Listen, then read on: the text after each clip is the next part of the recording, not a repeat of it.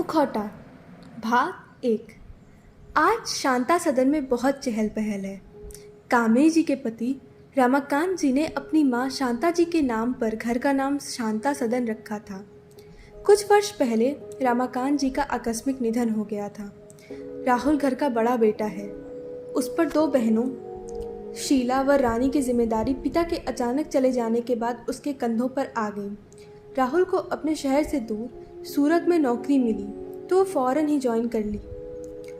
घर से दूर तो था पर इतना संतोष था कि घर परिवार की ज़रूरत को पूरा कर पा रहा था। कुछ साल बाद राहुल की शादी की बातें चलने लगी। राहुल ने कहा कि वह शीला व रानी की शादी के बाद ही शादी करेगा, परंतु कामिनी जी ने कहा कि घर में बहू आ जाएगी तो अच्छा रहेगा। बेटियों की विदाई से पहले घर में बेटी आ जाएगी। रमाकांत जी के बचपन के दोस्त यमुना प्रसाद जी ने राहुल के लिए माला का रिश्ता भेजा। सुंदर संस्कारी माला कामिनी जी, शीला, रानी व राहुल को देखते ही पसंद आ गई। आज शांता सदन में खुशी का माहौल है। कामिनी जी के बेटे राहुल की शादी है। शांता सदन फूलों, मालाओं और बिजली की लड़ियों से जगमगा रहा है। कामिनी जी का एक पाँव एक पुकार पर यहाँ तो दूसरे ही पल कहीं और पाया जाता। दोनों बहनें शीला व रानी भी चचेरी ममेरी बहनों के साथ बारात में जाने के लिए तैयार हो रही थी। नात रिश्तेदार से घर भरा हुआ था। हलवाई के बड़े बड़े कढ़ाई भट्टियों पर चढ़े हुए हैं। मिठाइयाँ, नमकीन के उतरने के बाद दही बड़े सिक्के जाने लगे। छोटे फूफा जी की फरमाइश पे गुजिया सेकी जाने लगी।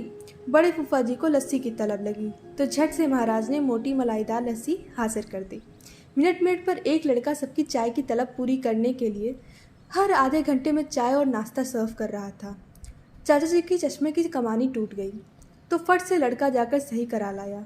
मामा जी मुस्तैदी से अपनी ड्यूटी निभा रहे हैं और हो भी क्यों नहीं, आखिर इकलौते भांजे की शादी है।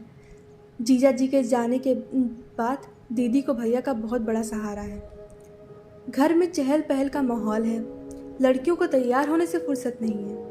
कोई अपने लहंगे की चुनरी पिन करा रही है तो कोई साड़ी की प्लीट सही करवा रही। किसी के बालों की स्टाइलिंग में टाइम लग रहा है तो कुछ साड़ी का पल्लू सेट करवा रही है। राहुल को फुफ्फा जी ने पान का बीड़ा खिलाया। चचेरी भाभी ने काजल का टीका और आंखों में सुरमा लगाकर तैयार किया। घोड़ी पर सवार सजीले वर की छटा देखते ही बनती थी। कामिनी जी प्योर बनारसी साड़ी में दूल्हे की ठसकदार माँ के रूप में सभी बारातियों में अलग ही शोभा बढ़ा रही थी। बारात लड़की वालों के घर पहुंची। आदर सत्कार से बारातियों का स्वागत करने के बाद जयमाल संपन्न हुई। दुल्हन माला के चाचा चाची ने कन्यादान का रस्म कर माला का हाथ राहुल के हाथों में सौंप दिया।